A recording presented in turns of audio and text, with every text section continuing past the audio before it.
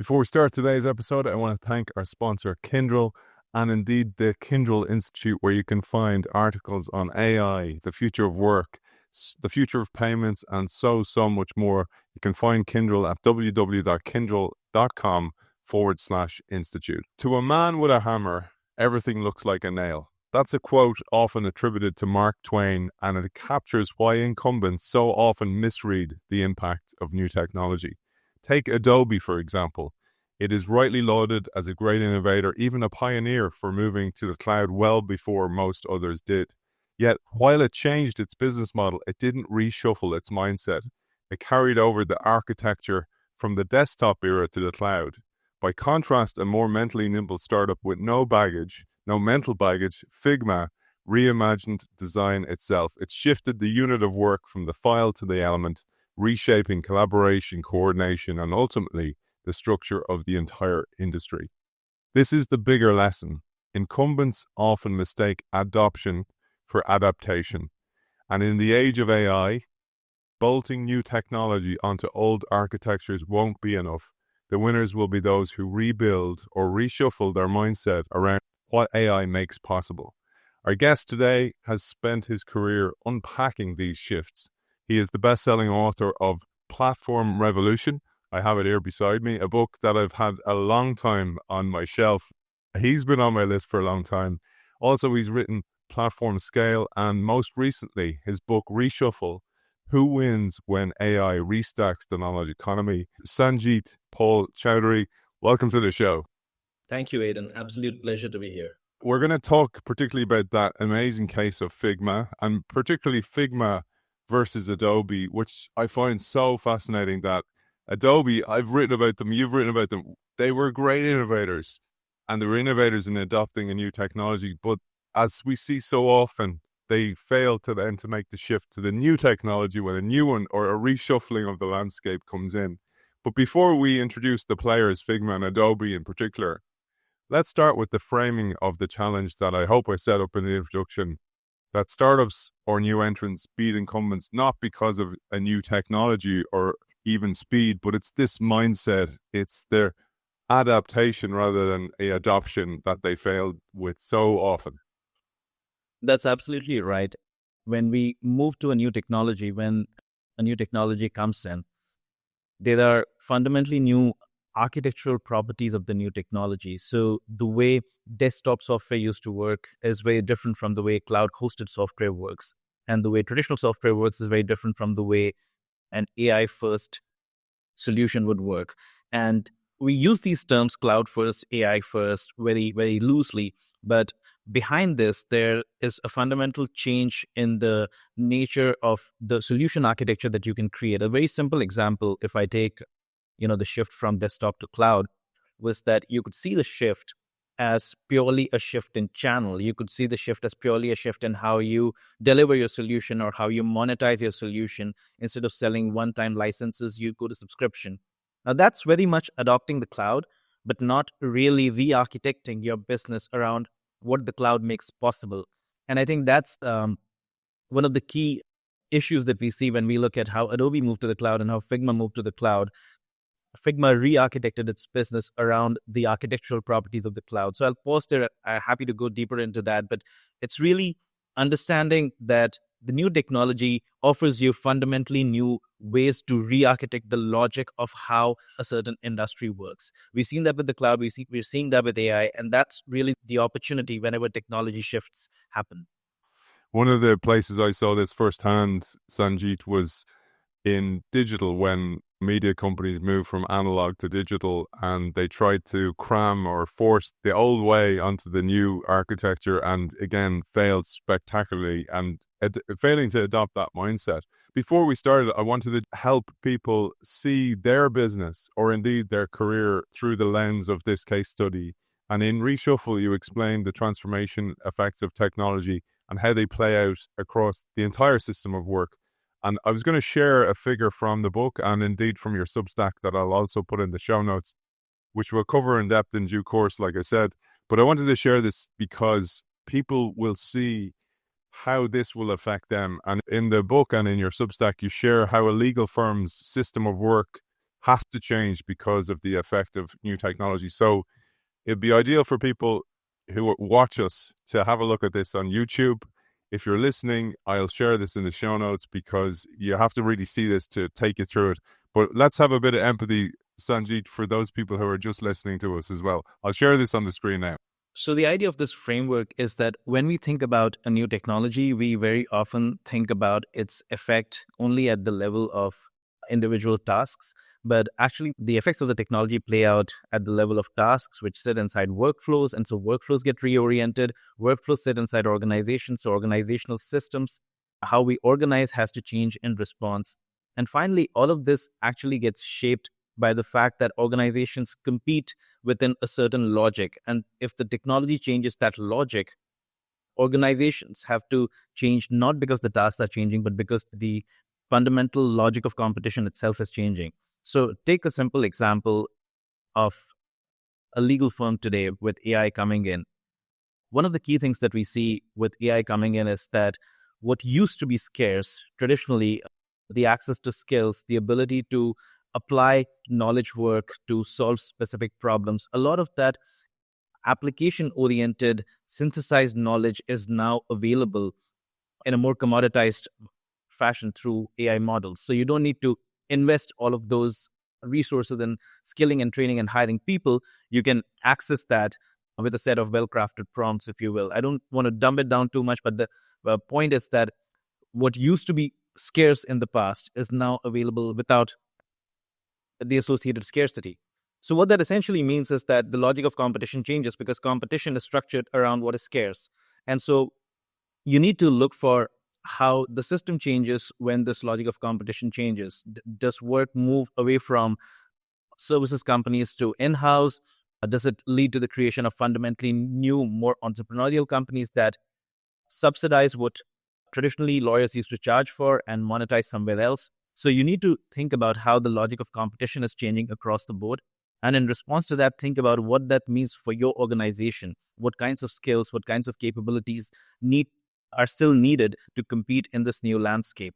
And that then changes how you organize tasks and workflows internally. And so the key point that I'm trying to make over here is that whenever there's a technological shift, start outside in. Start by looking at what's changing in terms of the nature of the competition. So one of the reasons I wanted to share that was that so much of the work we do today is knowledge work. It's a knowledge economy. And you tell us in both your article and in Reshuffle that AI unbundles today's human-dominant knowledge workflows into tasks, which can then be recombined into fundamentally new workflows. And this is useful for the Figma case when we get there. But this changes how work is structured itself and how workflows and organizations are organized and how people and companies compete. I thought that was just important for people who are genuinely concerned, and rightly so, about their careers. And indeed, as you say, careers will change. They won't all be wiped out, but salaries will drastically change because of this change. And I really feel that this is an important shift that people need to prepare for. And we'll go down that rabbit hole in the future episode when we get into Reshuffle. But again, it's useful before we get into the Figma case because you can see these shifts exactly in a business like Figma versus Adobe in the same way you look at your career today. That's absolutely right. So if I elaborate this in terms of how this played out with Figma and Adobe, and that's very relevant in terms of what's happening with AI today as well. When, Adobe moved to the cloud, Adobe was traditionally structured around the logic of the file. So every project was structured around a design file, and Adobe's primary customer was the designer. If something had to be done with the rest of the team, the entire file had to be moved across.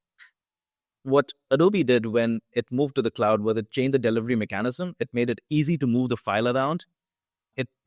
It changed its revenue model, but fundamentally it was still structured on the file dominant logic. Now, the reason this is important is because the cloud allowed a fundamentally new architecture and Adobe was not able to adopt it. Figma instead adopted it because it did not have the architectural debt that Adobe had already incurred. It could reimagine design work around the cloud. And design work essentially is structured around how different elements of the design file are arranged and organized with each other. And so Figma architected itself around the element as the atomic unit, a button, a line, a specific portion of that overall file, which served now as the atomic unit around which work was organized. Now, the reason this is important is that in large companies, you don't just create designs. Those designs are part of larger workflows. There are engineers, there are marketers, there are other players who need to work across all of this. And there are governance considerations that are important. So, for example, you might want a button to look consistent across the entire company. And so, what this allowed Figma to do is it allowed Figma to set up enterprise-wide shared libraries of elements which could be reused across files. So the first was the ability to standardize what design looked like enterprise-wide. And that's really one of the key things that Adobe would find very difficult to replicate as long as it stayed stuck in the file-centric architecture. The second thing that it allowed was permissioning and governance at the element level. So if you needed a certain element to be consistent, but you could have more flexibility on other elements, you could tie governance now at the element level. So in general, Figma did not just move to a new model by simply enabling collaboration, as is often seen. As Figma, what it really did was it enabled enterprise-wide governance and reusability that was simply not possible with the traditional file-based architecture. So that's really the key, shift that Figma achieved. And because Adobe was structured around the file, even though it moved to the cloud, it adopted the cloud. It did not reimagine what design would look like around the properties of the cloud. And we see the same thing happen with AI today, because as you mentioned, one of the key things I talk about is how AI allows a similar unbundling of knowledge work. Figma unbundled the file into its elements because the cloud allowed that. AI today unbundles a traditionally tacit knowledge-based work, which could not be codified and hence could not be broken down into steps. It can now unbundle that because specific forms of knowledge work can now be achieved through models. And so that allows us to then fundamentally recombine and reorient new ways in which workflows can be designed. And that's the opportunity that's really there to create AI-first companies today.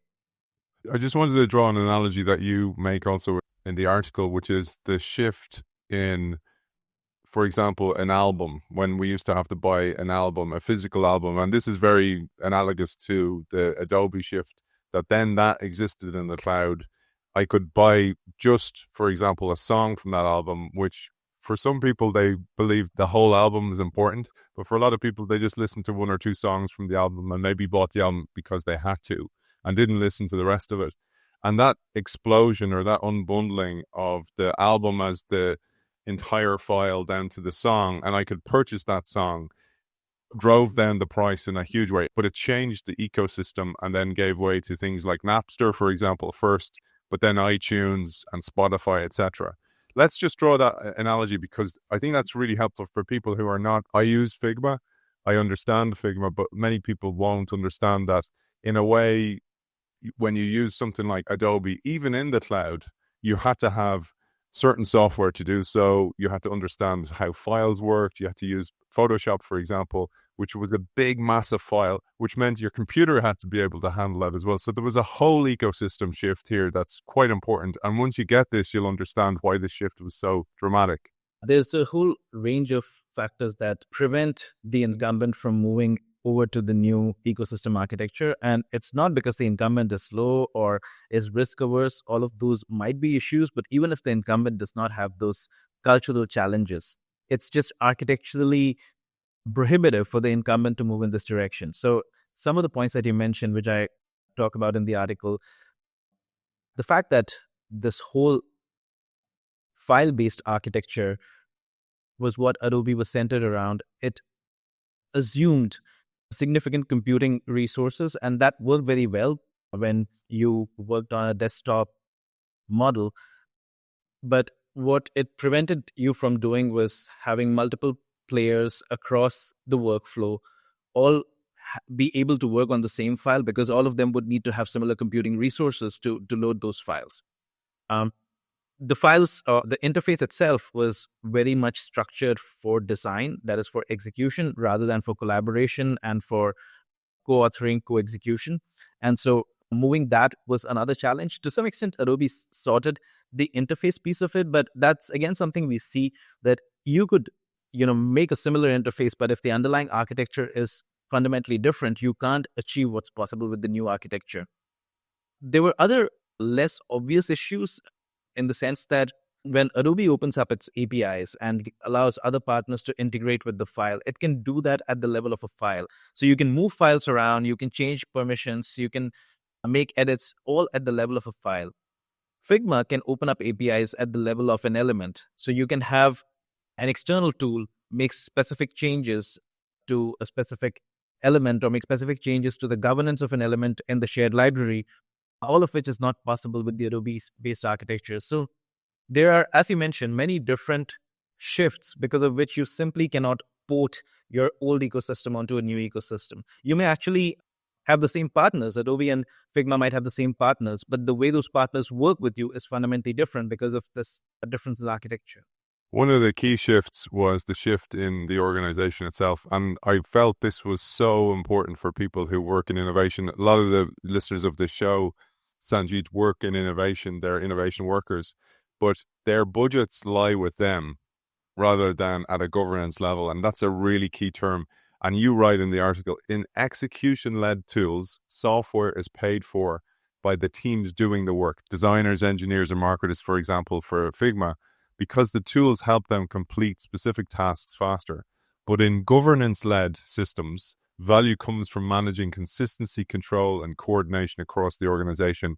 The budget often shifts upward because the tool becomes strategic infrastructure rather than just a productivity aid.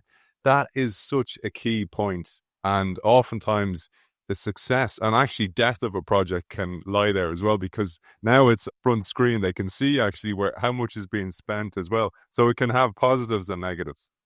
That is absolutely right. I believe that the technological shifts towards cloud and now to AI actually help us move more in this direction, away from execution-oriented thinking in enterprises to more of governance-oriented thinking. And you see this, with the Figma example, but in general, you see this in many other industries. A parallel would be just looking at Autodesk and what's happening in the construction industry, because a construction workflow is even more complex than a design workflow. You have design, you have planning, materials, and then you have actual construction. And Autodesk has been really good traditionally at, like Adobe, creating execution-based software. But if you look at what Autodesk is doing now, it's investing entirely in creating governance layers across its software. So what Autodesk Construction Cloud does is it's really trying to do what Figma did in design and create end-to-end governance layers across all of its software. And I believe that's a secular shift that is happening across industries, because both the fact that the cloud modularizes computing capabilities, it unbundles compute, storage, etc. from infrastructure, and AI unbundles knowledge work from the underlying skills. And because of that, all of these can be recombined into fundamentally new workflows, and that's why governance becomes so important. There's three major shifts you talk about here. We've talked about the first one, which is work. And in the Adobe case, the shift that Figma made to the cloud, but also the element-based architecture broke Adobe's control over the unit of work. The second was organization, where the value shifted power from execution to governance. And the third is industry. And this is where it eroded Adobe's closed loop power and changed the industry structure. I'd love to just lean into that a little bit, because again, if people understand this as a pattern, not particularly a case study, but a pattern that you cover in your books and cover in particular in Reshuffle, they can understand how this is going to affect them. Yeah, and I think, to your point exactly, the third point is the least understood, but it's actually the most important. And that's what I talk about when I say the rules of competition change. So if you look at Adobe or you look at Autodesk, both of them have sort of built quote unquote kingdoms around their file-based traditional execution software. And so even though they realize the logic of governance is becoming important, they cannot abandon their traditional software kingdoms. And so they try to lock in governance with their existing products. What we instead see startups do is, because they don't have existing execution-oriented products, they can reimagine a governance-first solution. So when you imagine a governance first solution, you kind of break this lock in. So if you look at Adobe or Autodesk, both of them work on the model of works with Adobe or works with Autodesk. So they create an ecosystem, but it's more of tools that work best with Adobe or Autodesk. It's not a fundamentally open loop ecosystem where no matter where your work gets done, we'll still govern it. But the opportunity in both of these workflows is really to create these fundamentally new governance layer startups. And we're seeing that happening in both industries. Figma is clearly a winner. Canva is another example. But even in the construction side, we have companies like BuildOts, etc., coming in, which are tool agnostic and creating tool agnostic governance layers. So that, to your point, the shift happens at every level. You don't just serve execution at the task level, you serve every stakeholder in the workflow and you govern across it. And hence that changes how you think about things organizationally. But most importantly, it changes how closed or open the ecosystem can be. Because for governance oriented workflows to work well, you need a fundamentally more open ecosystem. You work with all these Fortune 500 companies. One of the things is it's not just about learning, but it's about unlearning. So they found a way that works. It's that way has been successful. The more successful it is, the harder it is to let go of that way that works. Hence the case of Adobe. And that's a cycle that's persistent. And what I find so fascinating, why I do the show genuinely, is because these are templates of disruption that you see time and time again. And when you cover enough of them, you just see the pattern. The pattern's there. And again, another quote attributed to Twain is history doesn't repeat, but it rhymes. Right. And that's what we see time and time again. I'm sure you're sick about telling companies about this, but it's not just about the learning curve, but it's about the forgetting curve. I think the forgetting curve, you absolutely nailed it. That's more important than ever today, and it's going to become progressively more important. And I write about this in Reshuffle in terms of why that's happening. The reason this idea of unlearning is so important is because in the industrial age, especially the post-war age from 1950 to, say, the early 2000s, most companies largely struggled with what we call operational uncertainty. So demand goes up and down, there's cyclicality, there are supply chain shocks. These are all operational uncertainties. They are uncertainties within a fixed structure. Today, what most companies struggle with is structural uncertainty. The structure of industries is up for grabs. Your competitors do not look the same as they did in the past. Industry boundaries blur. The vectors on which products compete change all the time. What used to be monetized can suddenly be subsidized. Google Maps doing what it did to TomTom, or Instagram doing what it did to Kodak. And so the real point over here is that we are in a world, especially over the last 20 years, where structural uncertainty is accelerating. And the dominant way to respond to operational uncertainty was to just create better buffers. So if your supply chain breaks down, create a buffer. If demand is cyclical, create a buffer. So there were ways to respond to operational uncertainty which would smoothen it down. Structural uncertainty, you can't respond to it by creating buffers. You have to unlearn what used to work in the past. You have to start again. What's the atomic unit of what's changing? We talked about the atomic unit of work, but really, what are the fundamental parameters of what's changing? You need to really think about that at that level and then reimagine what value and a powerful position in your industry would look like given these new realities. So in general, for executives, I would say that it's really important to ensure that you're not responding to structural uncertainty with operational tools. We've seen this repeatedly happen. Yahoo is a classic example. The structure of the internet was moving from pages that were difficult to produce to anybody can produce pages. And so editorial curation could no longer work. Algorithmic curation had to work. So Yahoo invested heavily in Agile.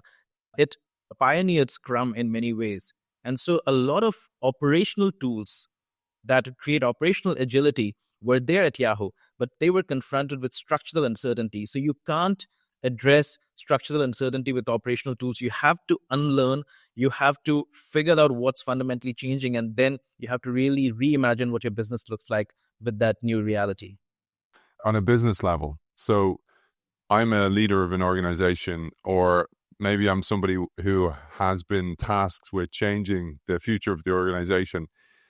oftentimes, as you say, the first thing they'll do is lean into technology, or maybe get people tooled up in AI, for example, at the moment. Let's get everybody on an AI course.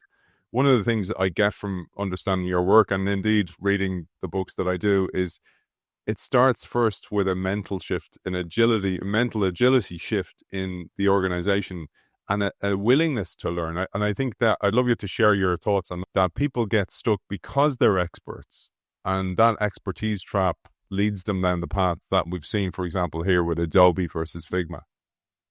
Yeah, that's absolutely right. Because when you are confronted with what I've called here structural uncertainty, expertise is actually a trap. Because when the structure is changing, the rules of the game are changing. And so you cannot be stuck being an expert. You could survive. I mean, there are companies that have survived over time, but they no longer command the premium that they do because they are still stuck being experts in an old frame. And so expertise that is resistant to learning is actually a liability in a period of structural uncertainty. We, we see this need for, I would say that we need to advocate this need for unlearning, relearning at both ends of the spectrum. So there are a lot of companies that say, let's focus on the customer, let's follow the customer, let's understand what their needs are, and we can never fail, we'll figure it out. And that's part of it. I think you can absolutely never move your eye away from the customer. You need to be very clear about what problem you're trying to solve and how you go about solving it. But at the same time, you also need to really rethink what tools and capabilities are available to you in order to solve those problems. And you need to have that supply side lens that everything we know about our industry could fundamentally change tomorrow or is changing at the moment. So you can't simply layer on new technologies onto old ways of thinking about your capabilities. You have to reimagine what new capabilities are made available because of a technological shift. Very much what Figma did with seeing the cloud and seeing what was possible, and hence what previous constraints could be released. You no longer needed to have highly powerful computers to run the software. You could run the software on the cloud, and that fundamentally changed who could be your customer. And so you really need to bring that unlearning to capabilities as well and not dismiss what's possible with the shift that's happening. On a different level than on a personal level. So organizations, we're seeing this where there's either a freeze on new hires, so lower level hires because of AI, people are now using AI instead of that, or there's a letting go of people in favor of AI. But in doing so, one of the fears I would have is that you're not bringing in that new mindset. And I was thinking about how Figma, it's not even that like somebody from Adobe left and built Figma because they wouldn't listen to them inside Adobe, kind of like we saw with Zoom and Cisco with Eric Yuan, or many times case studies of that where the frustrated engineer or the frustrated executive goes, okay, screw you guys, I'm going to do it myself, and builds a company. But by not bringing in new blood, you're not bringing in new mindsets and new capabilities. Like I'm sure somebody in Figma sees the world the way they've built the world rather than the way Adobe had built the world, because they come in at a different level in time.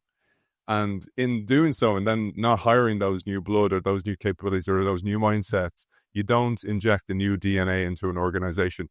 I'd love you to share some thoughts on that. I think that's certainly a challenge. And it's not a challenge just at the level of entry level folks, but it's challenge across the board.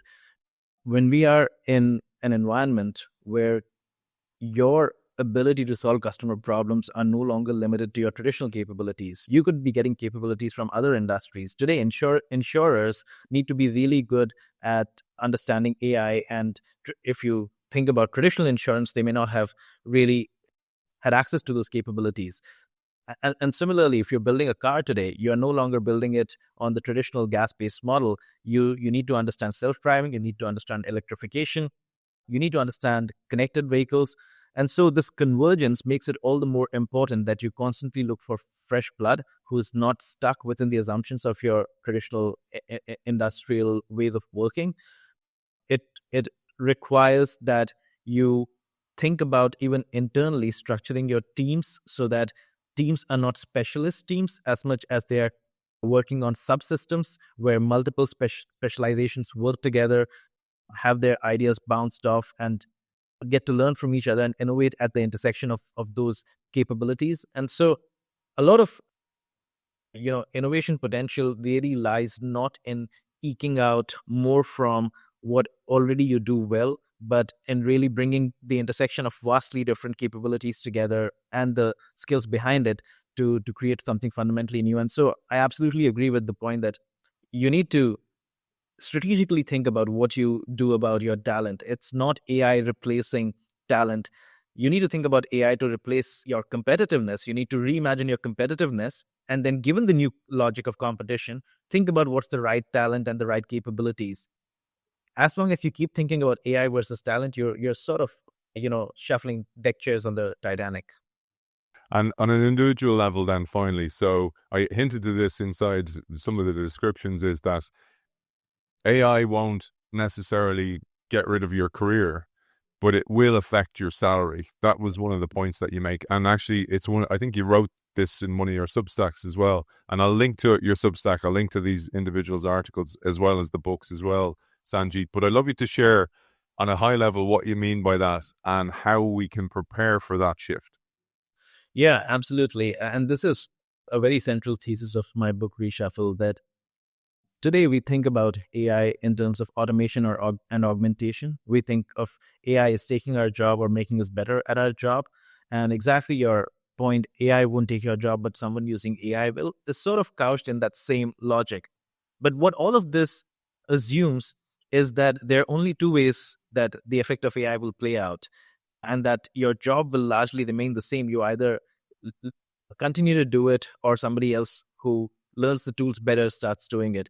What this fails to account for is that there are two fundamentally different shifts that happen when AI comes in. You learn to use AI, and yet you might potentially lose out if you don't understand how these two shifts happen. The first is about your pricing power. So your pricing power has traditionally been tied to certain skills that you've acquired.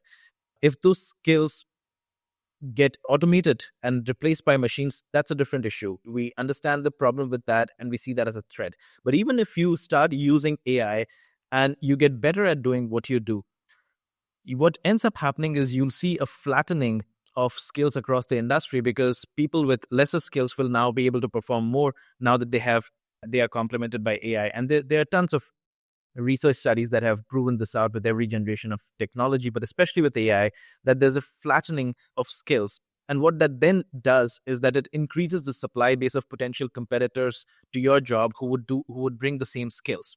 So if you're really just relying on skills and relying on AI to get better at delivering what you were doing, then you're getting into a place where your skill premium will gradually get flattened because many others would have access to the same thing as well. The second thing is about agency, and we see this in the case of the Uber driver. I call this a distinction between above the algorithm and below the algorithm jobs. So an Uber data scientist versus an Uber driver. An Uber data scientist is very much a capitalist because he owns stock in Uber. He builds algorithms that then orchestrate how these drivers work. But the drivers have absolutely no agency.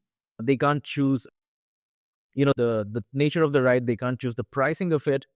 Even if they get a 5-star, that does not allow them to charge more. The pricing is fixed. So in many ways, the agency is brought down.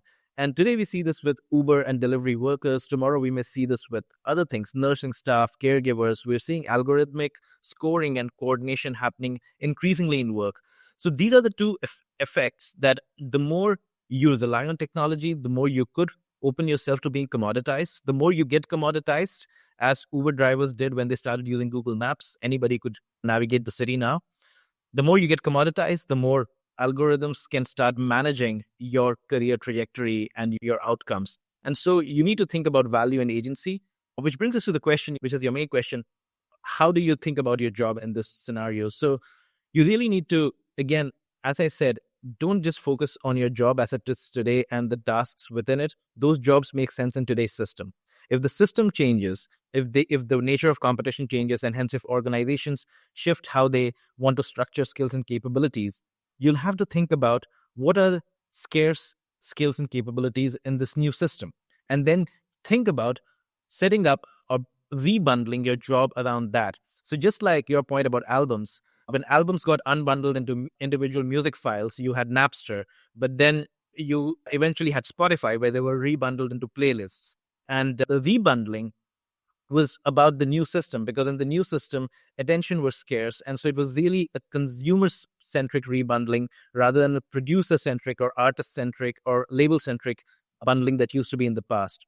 So think about rebundling your job. What is scarce in the new system? Where does the new system break down? What are the key risks? And what are the broken pieces that need to be brought together? So think about where scarcities, risk, and coordination emerge, or issues around these emerge in the new system, and rethink what your job would look like. And I'll just give a couple of very quick examples to illustrate this. One example is that of the anesthesiologist. So an anesthesiologist today uses a variety of machines, and every task that he does can be done by a machine. But somebody has to be accountable for the risk in the operating room in real time to ensure that whoever is being administered that anesthesia is administered exactly the right dosage in real time. And so the anesthesiologist is paid for assuming the risk in that system. Think about what new risks emerge in the new system in which you're working. That's the first example I'd say. And a second example, is just think about the example of what is typically called a rev ops role, revenue operations. This role did not exist 15 years back. And the reason this role came up was because SaaS tools started emerging in the early 2010s. And every part of the customer journey, the execution could be improved. So you could have really good customer support, really good sales, really good marketing, but nobody was managing the end-to-end customer journey and revenue across it. And that lack of coordination, when everybody's executing, the coordination breaks down, the accountability breaks down, the governance breaks down. That's where the new jobs emerge. And that's why RevOps, even though it's away from the customer, it's a back-end role, but it's the most powerful role when it comes to serving the customer. So I'll just leave those two examples. Think about scarcity, risk, and coordination failures. That's where your value is. And of course, leaning into the forgetting curve as well as the learning curve as well. It's been an absolute pleasure talking to you. For people who want to find you, I'm going to link extensively to all those articles and indeed your Substack and the books. Where's the best place to find you, Sanjeet? I think Substack is the right place. So you have the Substack is called platforms.substack.com. I write on it almost every week. And now that the new book is out, a lot of my posts are follow-ups to how to apply some of those ideas. And you can look for Reshuffle on Amazon. You can look at my website, platformthinkinglabs.com. These are 3 different places. And for people who are interested in Reshuffle, I'm going to cover it extensively in the new year with Sanjeet. One of the big problems for the show, for people who keep sending me recommendations of people to have on the show is booked out for 4 years. So it's difficult to find, when a new book comes along like this, and I really want to cover it, it's difficult to find an opportunity to do so. And indeed, I'm going to find space in the new year to cover Reshuffle, because it's an essential book for this massive shift we're seeing on every level of society as well. It's been a pleasure talking to you, author of The Platform Revolution and Reshuffle, like I said, Sangeet Paul Choudary. Thank you for joining us. Thank you, Aidan. It's been a pleasure. Thanks as always to our sponsor, Kindle. You can find Kindle and the Kindle Institute at www.kindle.com/institute, where you can find a plethora of articles and content about the future of work, the future of technology, the future of payments, and so much more, written by many guests from the Innovation Show and many other experts in their fields. You can find all that at www.kindle.com/institute.